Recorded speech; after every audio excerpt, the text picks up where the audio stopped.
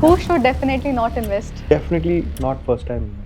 Number two, conservative investor. Number three, people who can't see. A lot of people start investing with SIPs and mutual funds. And you also have SIP option and SIFs, but Yes. that is different. Can you talk about that? You can't start an SIP in an SIF unless you have that 10 lakh rupee corpus built in. 10 lakh limit is across AMC or just with one scheme? It's across the AMC. How would an SIF perform compared to a mutual fund in a bull market? But most retail investors see derivatives as risky. We also discussed this Absolutely, thing. they are very risky. And in long short strategies, fund managers, use derivatives. Absolutely. So how should retail investors think about derivatives in this context? Your derivatives will be used firstly to hedge your portfolio. What has 361 done differently to ensure this doesn't become, mutual fund thinking with a short term? If you had to explain this fund in one sentence to a retail investor, what would that be? I'd say it's got. Today, we are joined by Raghav Iyengar, the Chief Executive Officer of 361 Asset, with a remarkable career spanning over 3 decades in the financial services sector. Raghav is one of the most respected voices in the Indian asset management industry. 361 Asset is one of India's largest asset and wealth management firms with an AUM of around $79 billion. Now, before taking the helm at 361 Asset, he held leadership roles at major institutions including Axis Asset Management as President and Chief Business Officer and significant tenures at ICICI Prudential and Tata Asset Management. So, Raghav, last year, SEBI introduced one of the most important structural changes in Indian investing, Specialized Investment Funds or SIFs. And FYERS was the first stockbroking platform in India to offer this to our users. Yes, my congratulations, by the way. And as I'm talking, I think you're the only one right now that I can think of. Maybe a few more in the line. But yeah, very hearty congratulations on that. Yes. Thank you. So, in the very first month of reporting, which was October 2025, SIFs mobilized over 2,000 crore rupees. Absolutely. And by December, this reached nearly 4,900 crore rupees. Yes. Was this the kind of growth the industry was expecting, or do you think the market is just scratching the surface? I think it's scratching the surface. Okay. Because, regulations were introduced, if you remember, the framework came out in March. Yeah. And I think the first SIFs products were filed somewhere in that April to June quarter. And I think after that, my guess is about half a dozen companies have come out. At 361 Asset, we also plan to launch our SIFs very quickly. Yeah. We're calling it the Dyna SIF. But to my mind, I think this is a category that can become, I think today, let's leave the 80 lakh crore out. But I think it's a 30 lakh crore equity category. In terms of active management, I think this can very quickly go to be a 10 lakh crore category. But I think many people have forgotten that, and I remember the 98-99 period when open-ended mutual funds came out. And those days doing a 5,000 crore product pipeline in a quarter was a very, very big thing. Yeah. I mean, you really cracked it. Most of the times you're doing maybe 500,000 crores. So I'm not stressed about the fact that it's gone from 2 to 5. Yeah. Because I think as more people come in, knowledge improves. There's a fairly tough certification program. Yes. Which the regulator has introduced, rightfully so, because this is a complicated fund. Yeah. And as and when you get more certified people, the product becomes more popular, people have some experience with it, I think automatically money will flow. What do you think makes your product 361's Dyna SIF different from traditional mutual funds and then the existing SIFs in the market? So I think, to my mind, existing mutual funds, 361, okay, so we have a fairly large pool of investable platforms. Yeah. So we have a mutual fund, we have a portfolio management service, we have an alternate investment fund. Yes. We also have SIFs, which is the starting of specialized investment funds, right? I think what SIFs do is they combine the simplicity of mutual funds in terms of ease of application, taxation, reporting, disclosure, transparency, and with the complexity of an AIF.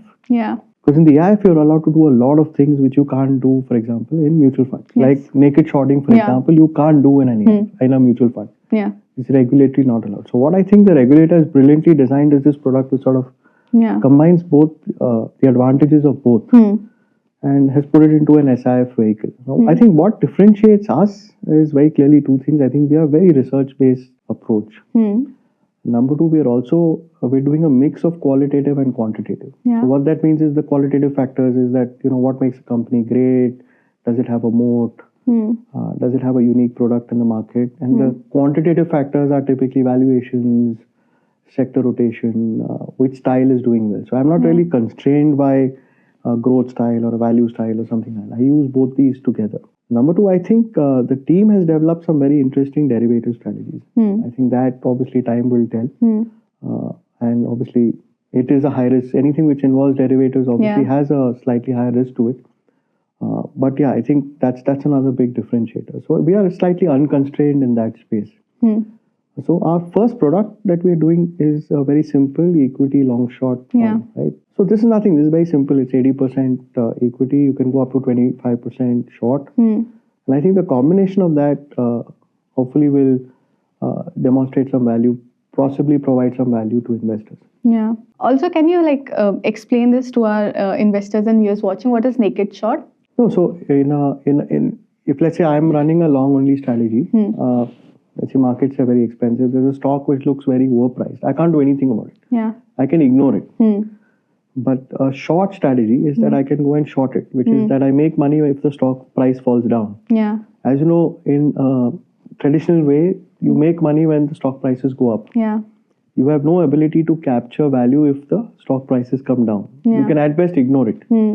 Here you have that possibility because a SIF strategy allows you to do that. Not for the full portfolio, but up to 25% of your portfolio. Yeah. So it's a reasonably decent percentage.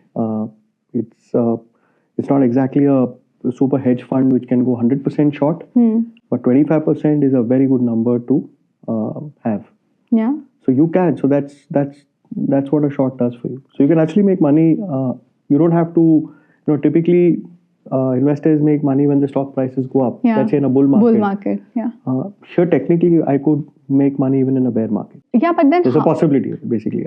Yeah, but then how would an SIF perform compared to a mutual fund in a bull market or in different market cycles, for instance? See, the good thing about the SIF is that it is 0 to 25. Yes. So let's say in a bull market and everything's going well, and the fund manager finds no reason to do any shorts. Yeah. Which, in my opinion, is not. It's because there will be in any market there will be some companies which are maybe overpriced or maybe candidates to take a short bet on. Right? Yeah. But the fund manager can be completely long. Doesn't have to be short. In a bear market, it's absolutely the reverse. Yeah. You can have strategies which can help you protect your downside. Again, using derivatives. So you can sort of try and cushion the loss of a portfolio fall. And in a flat market, I think you can make money by again using some derivatives and trying and creating some other income pools for yourself. Yeah. So in that sense, this is a multi-market strategy. It's not. It doesn't rely only. It doesn't need a bull market to make money for you.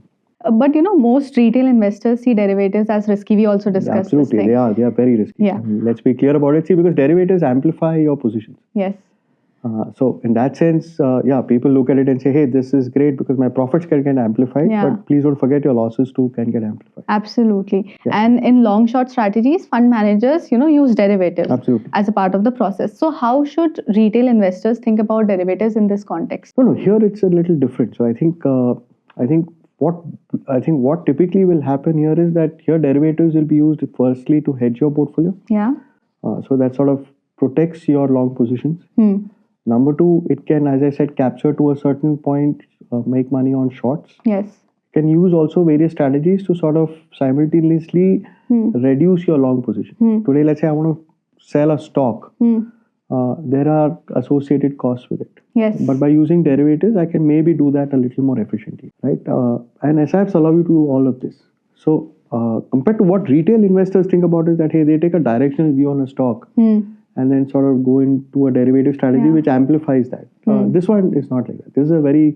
These are well thought out strategies. The fund manager will see a derivative position based on the total portfolio, obviously markets, the price of it, and more importantly, the liquidity. So in that sense, it's an institution taking a much, much more educated call than just a retail investor going out and saying, hey, I think this stock can go up. Yeah. And let's buy some derivatives against it, which to my mind is frightening because, there is a difference between what a retail investor does and what an institutional investor does. But long, short and SIFs in general, this is a fairly new concept to, it's not even a year old. Actually. Yeah, to the Indian market. So skill depth is a concern. of the fund manager, like their ability to short. So what has 361 done differently to ensure this doesn't become, mutual fund thinking with a short button? It's a superb question. So I think you have to have, like for everything else, you have to have specialists. Yeah. So I think the people that we have on this have done this in the past for a living. Oh. So the gentleman who heads this particular investment practice for us and who will be the day-on-day execution trader under the guidance and supervision of our CIO is somebody who has plenty of experience doing this in real life. And I mean, in his earlier avatars, he used to run a fairly large long-short category 3 IF. One time it reached a 3,000 crore corpus. Wow. So I think there is enough of, how do you call it, experience sitting over there. Number two, of course, let's also be clear, this portfolio, especially the equity long-short, the whole primary idea is to make money using equities. Yeah. So hence, there is a fair amount of research which is also required into what stocks you're doing, what you're doing with a particular stock. It's not something that you just randomly pick up and just go long and short on. So there has to be a research process on it. And that's something, again, there is demonstration of that in 361. Every scheme has a target audience to it. Yep. My question is, who should definitely not invest in this fund? It's a superb question. I'm so happy you asked that question, because when you have a new product going, people sometimes just invest because something is new and shiny, right? So for my mind, number one, definitely not first-time investors, however rich they may be. Yeah. Right? Number two, conservative investors. Okay. Number three, people who can't see too much volatility in their portfolio.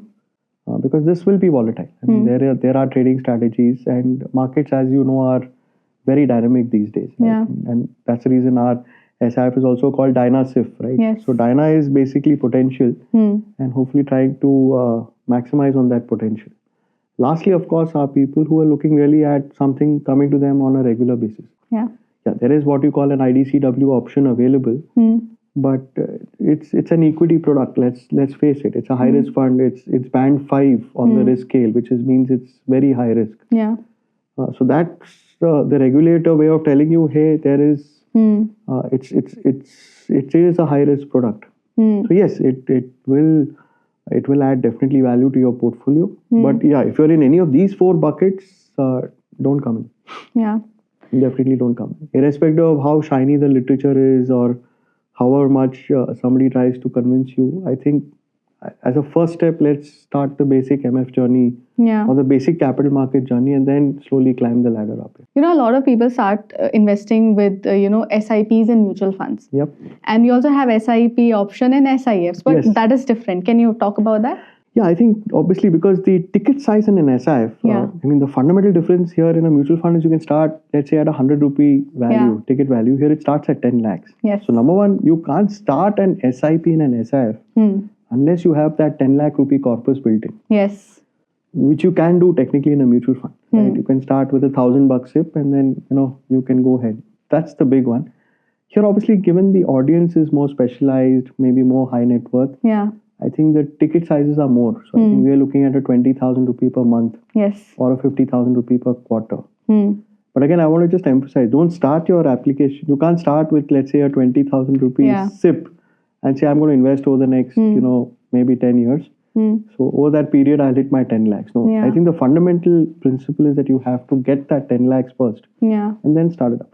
See, SIPs are nothing but a more disciplined way of building your portfolio, right? Especially for busy people like you who don't have time to look at the market, or someone like me who's keeping on roaming around.